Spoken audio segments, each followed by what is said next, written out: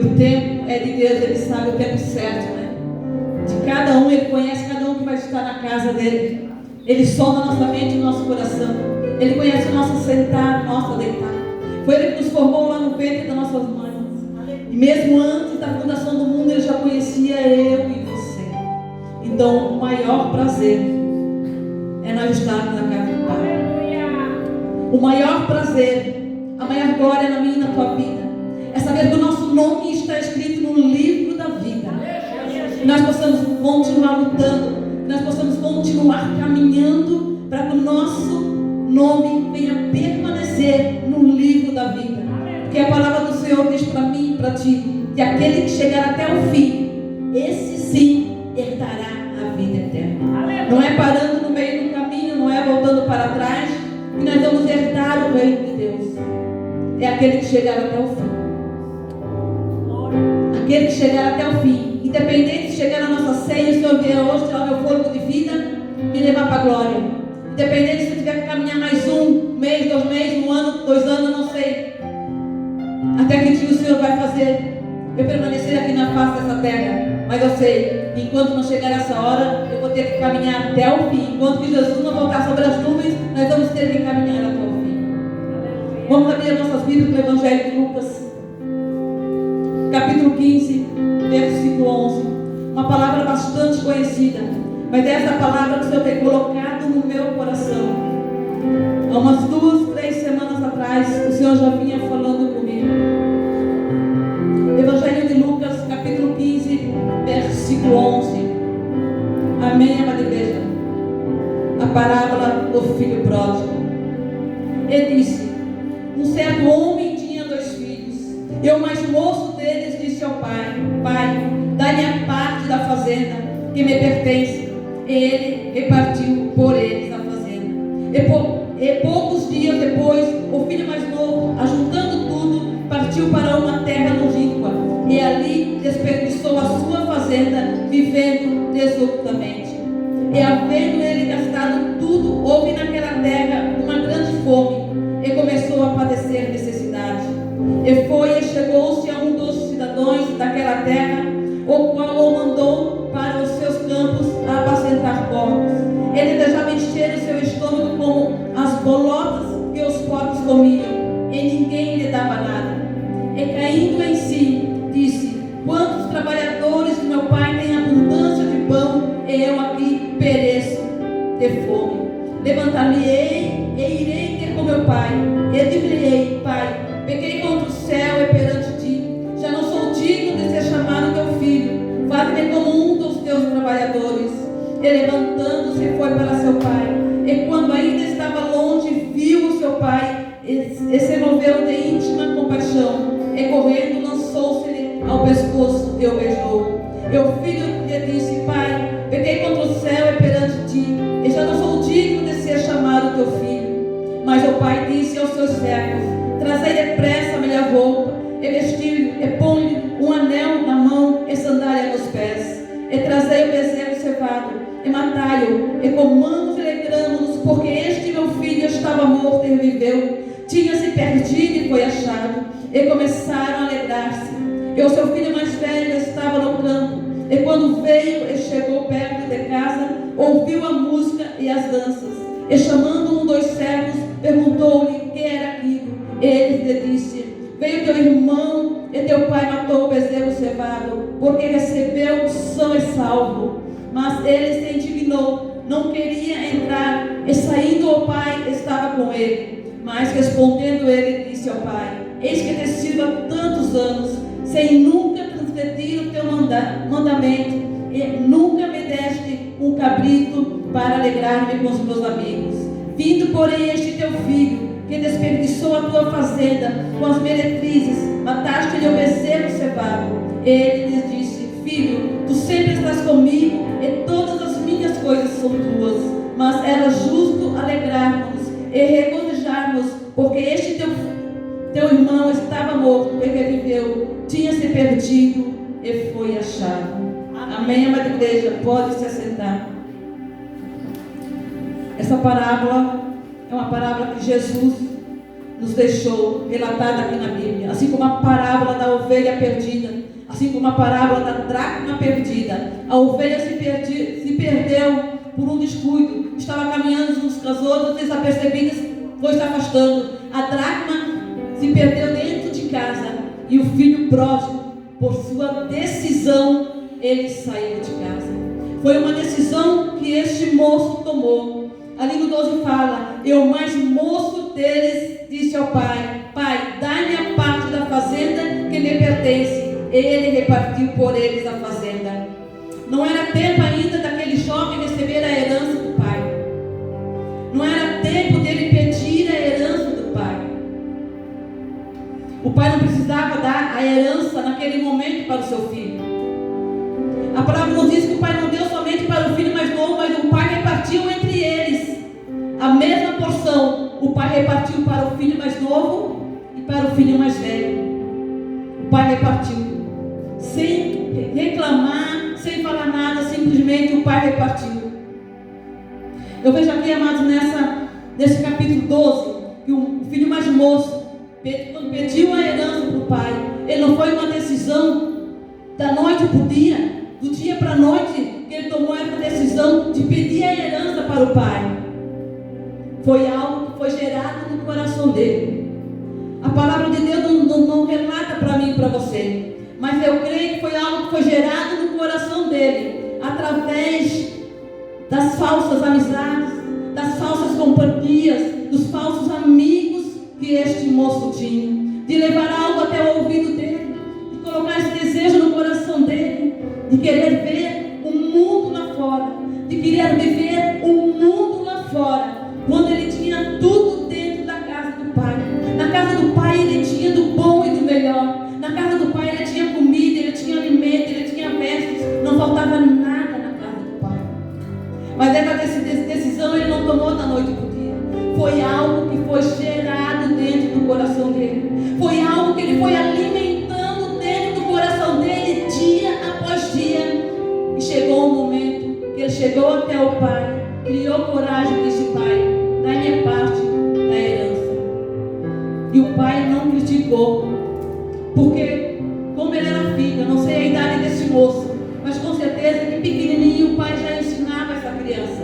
Ele foi crescer, ele se tornou jovem, adolescente, se tornou moço, já ensinado dentro dos princípios do pai. Um filho só recebe uma herança quando o pai ou a mãe morre. Aí é que a herança é dividida.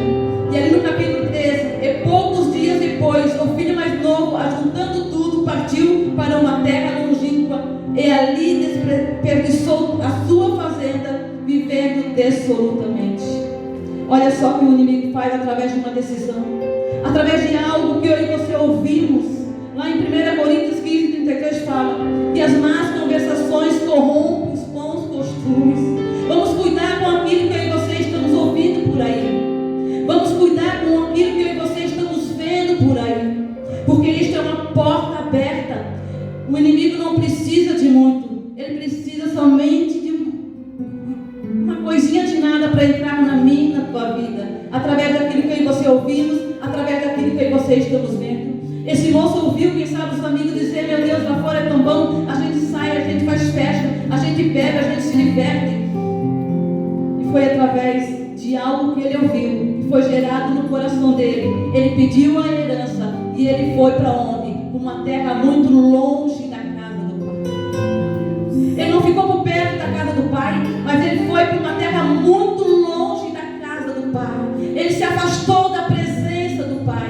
Ele não viu mais o pai, ele não ouviu mais falar do pai. Simplesmente ele foi para uma terra longínqua, muito longe, e ali ele gastou tudo que tinha, se prostituiu, com certeza bebeu, dançou, se divertiu, entre aspas, com os falsos amigos, com as amizades que chegaram até ele. Enquanto ele tinha dinheiro, ele tinha amigos. Enquanto ele tinha dinheiro, ele tinha alegria. Enquanto ele tinha dinheiro, ele tinha um alimento. Mas chegou um momento que tudo se acabou, porque nada dura para frente. O que o inimigo dá para mim e para você não dura, se desfaz, porque o inimigo ele é sujo, o inimigo é enganador. Quando Judas vendeu Jesus por 30 moedas de prata.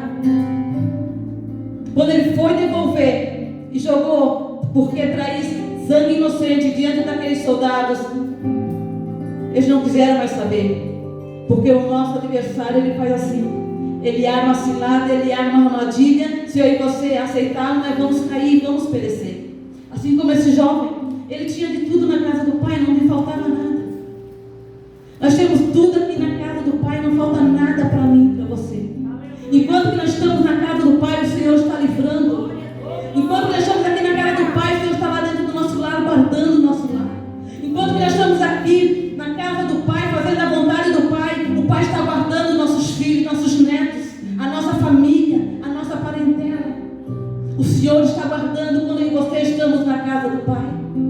Mas quando nós nos afastamos da casa do Pai, aí o inimigo vem e muitas vezes ele tira tudo aquilo que nós tínhamos, assim como ele tirou tudo desse jovem. Ele tinha uma riqueza imensa, com certeza, porque o pai dele era muito rico.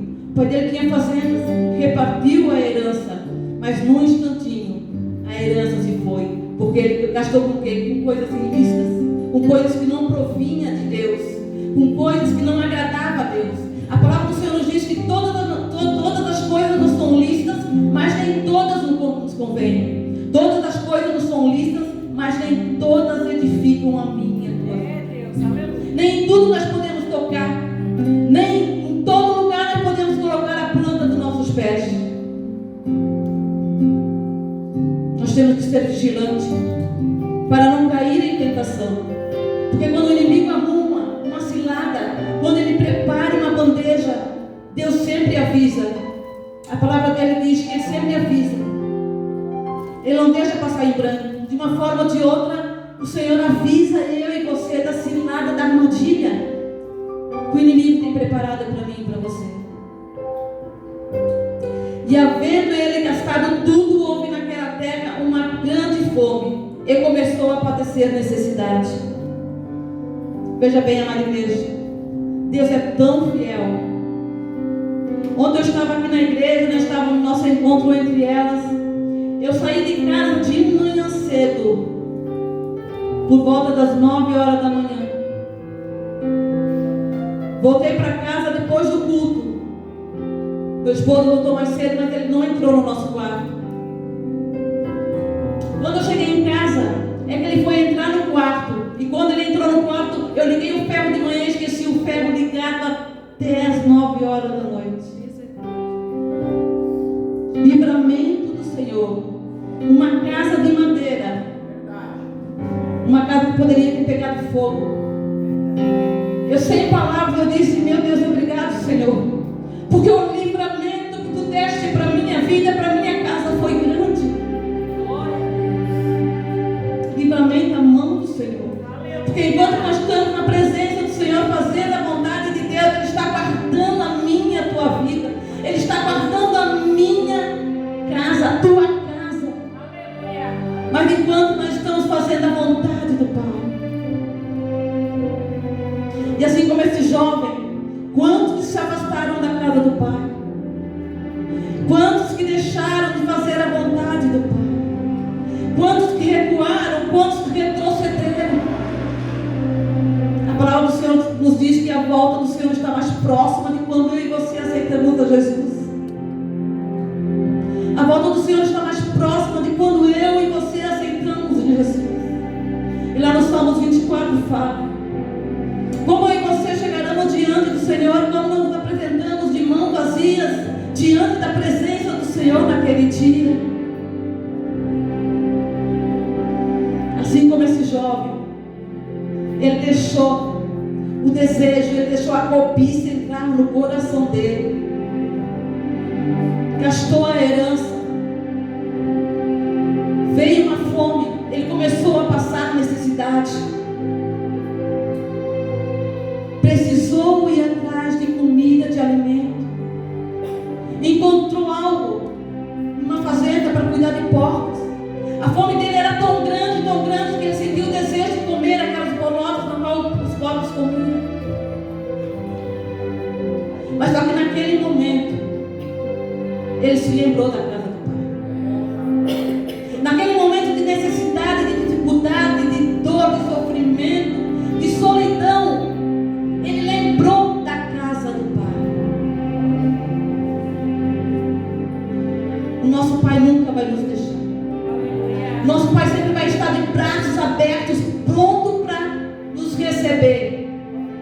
Porque o amor do Pai, o amor do nosso Deus, ele é incondicional.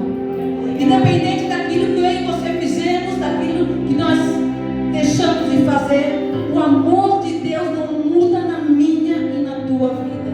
Ele é incondicional. Glória a Deus. Mas quando nós voltamos para a casa do Pai, quando há um verdadeiro arrependimento daquilo que eu e você fizemos de errado, reconhecemos as nossas fragilidades, reconhecemos as nossas fraquezas e se humilhamos diante do Pai, o Pai vai estar assim, de braços abertos para receber eu e você. Ali no 17, e caindo em si, disse: quantos trabalhadores de meu Pai têm abundância de pão, eu aqui pereço de fome. Caindo em si, caindo na real naquele momento. Isso quer dizer que até aqui ele estava fora de si.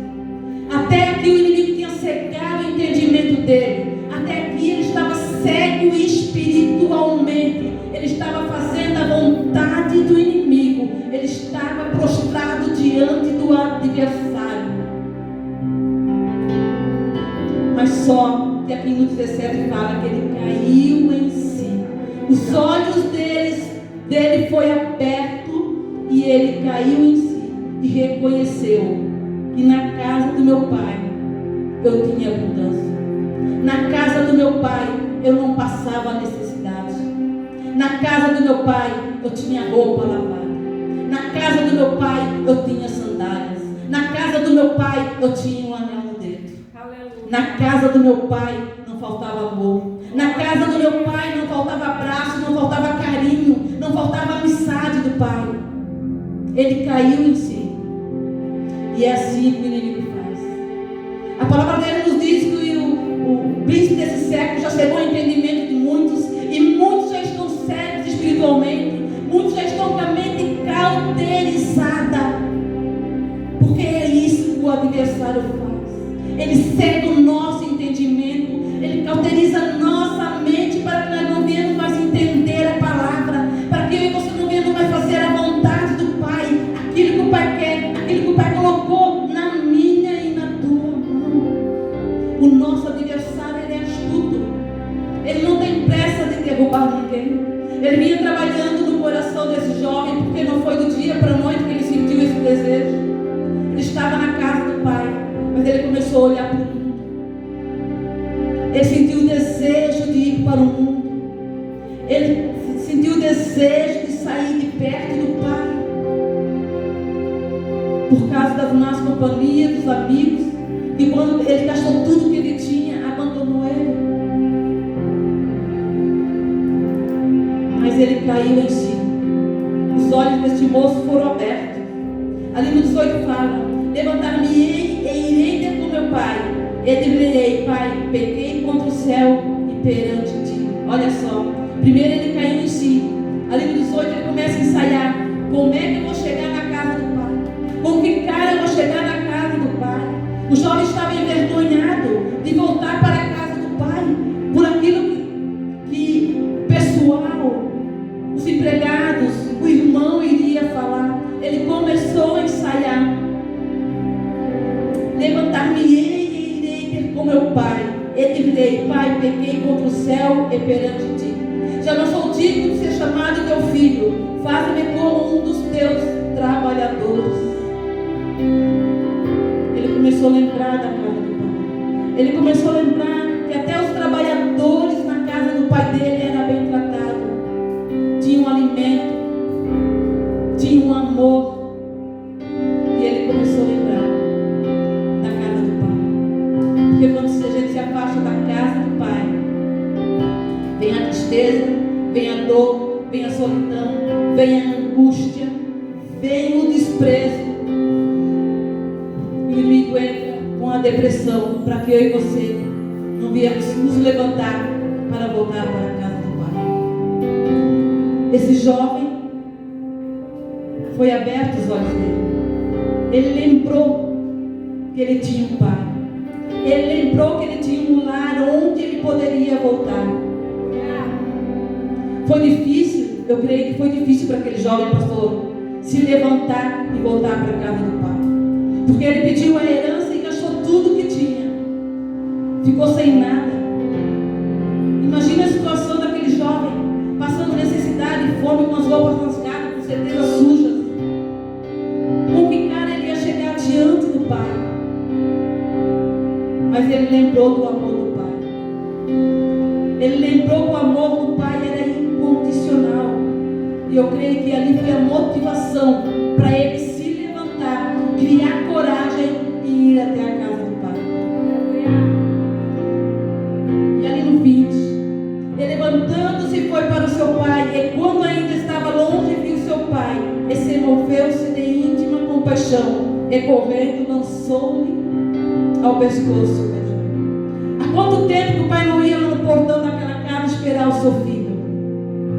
Há quanto tempo o pai não estava com o coração apertado, mas com fé, com esperança que aquele filho que estava perdido ainda ia retornar para casa? Com certeza todos os dias aquele pai ia esperar o seu filho. Ele não esperou o seu filho chegar até ele, mas aquele pai saiu correndo, o abraçou e o beijou, sem questionar o filho, sem perguntar nada para ele. O pai o abraçou e o pai o beijou. Um amor incondicional. O amor de um pai para com seus filhos é o amor de uma mãe e de um pai para com nossos filhos. Porque a gente se preocupa com nossos filhos, a gente se preocupa com os nossos netos, a gente se preocupa com os nossos jovens, com os nossos adolescentes que estão vindo para a casa do pai. E muitas vezes, no meio do caminho, eles são dispersos, porque eles estão dando ouvido às más companhias. Porque estão vindo para a casa do pai e não estão guardando a palavra, não estão praticando aquilo que estão ouvindo. Aí o inimigo vem com as más conversações, faz um convite e eles retornam lá para o mundo novamente.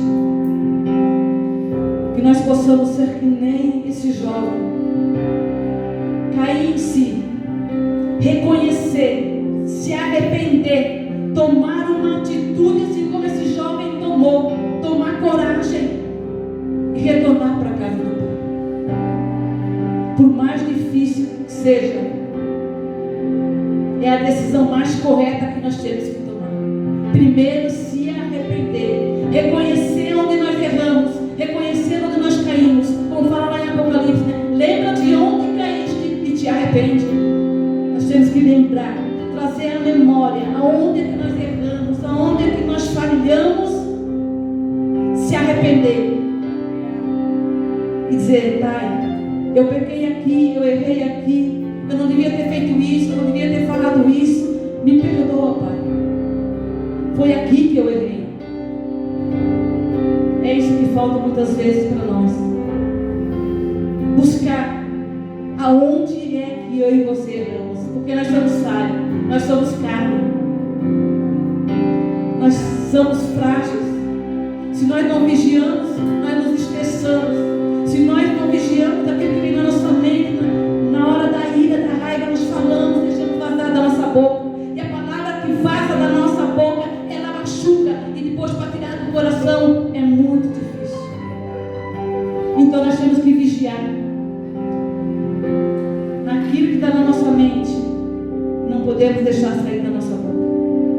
Porque nós podemos nos virar, mas nós não podemos pecar. Porque uma palavra que sai da nossa boca, ela é que nem uma flecha. Ela vai diretamente no coração. O inimigo sabe aonde atingir. E uma palavra maldita é muito difícil de nós tirar do nosso coração. Que nós possamos fazer que nem esse jovem. Reconhecer, cair em si, parar para pensar, como é pregado em todo culto de Santa Ceia, né? Analise-se o homem a si mesmo, olhar para dentro de nós, para ver como nós estamos, para ver se nós estamos em comunhão com os irmãos, para ver se nós estamos bem com o nosso próximo, analisar para ver como é que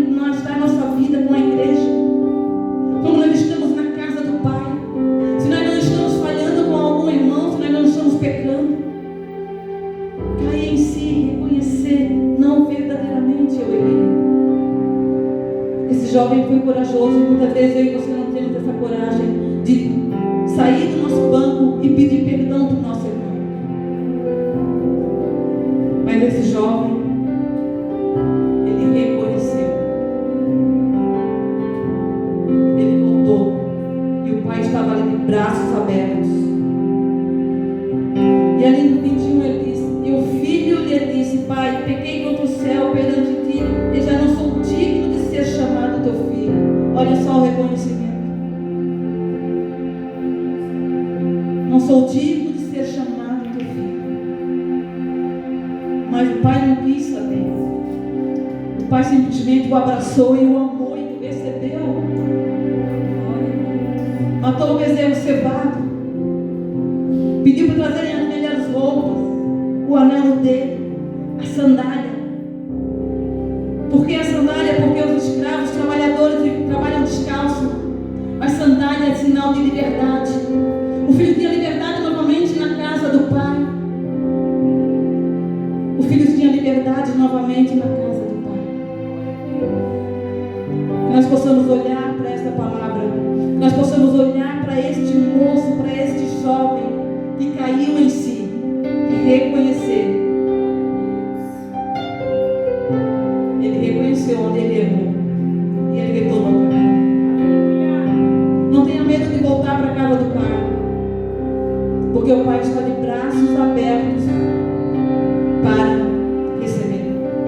O pai nunca vai virar as costas para mim e para você, mas somos nós que viramos as costas para o pai. Somos eu e você que tomamos a decisão de sair para a casa do pai. Somos eu e você que aceitamos as setas e os dados que o inimigo lança na nossa mente. O nosso acusador, aquele que nos acusa dia após dia daquilo que eu e você éramos lá no mundo. Mas o pai não.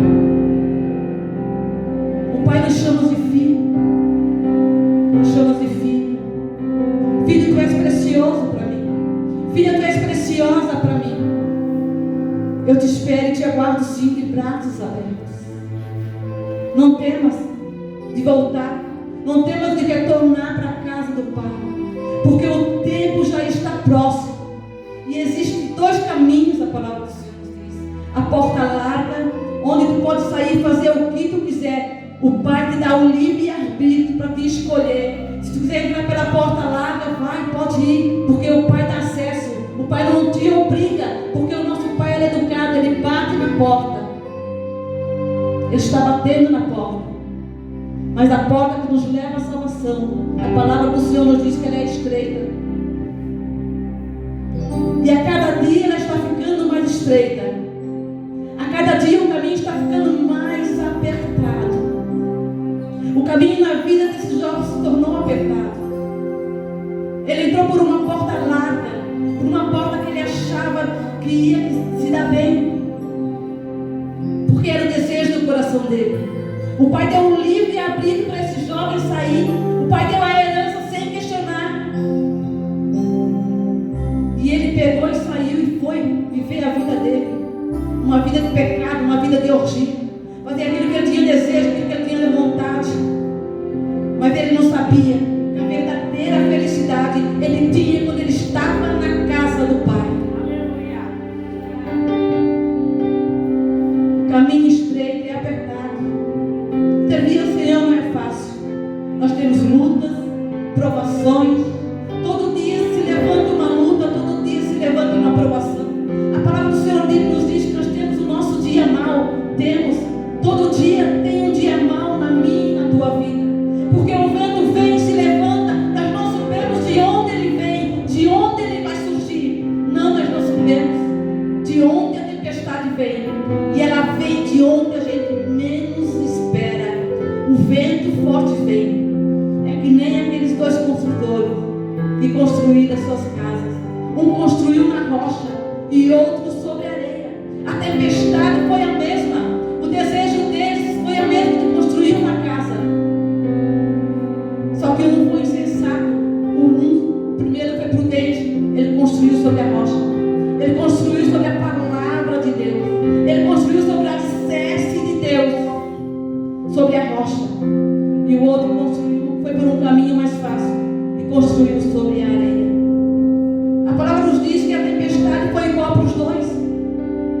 Veio a chuva, veio o vento, encheu-se os rios, e a casa que era firmada na rocha, ela não foi destruída, ela não desabou, ela permaneceu firme, mas a casa que estava sobre a areia, ela desabou, porque não estava firmada na palavra, não estava firmada na rocha. Porque a construção em si não é o que se tem aqui por cima, é o alicerce que foi feito sobre essa construção, é que faz ela se manter de pé diante das tempestades, diante do vendaval. Assim é eu e você, na presença do Senhor. Nós estamos firmados na rocha.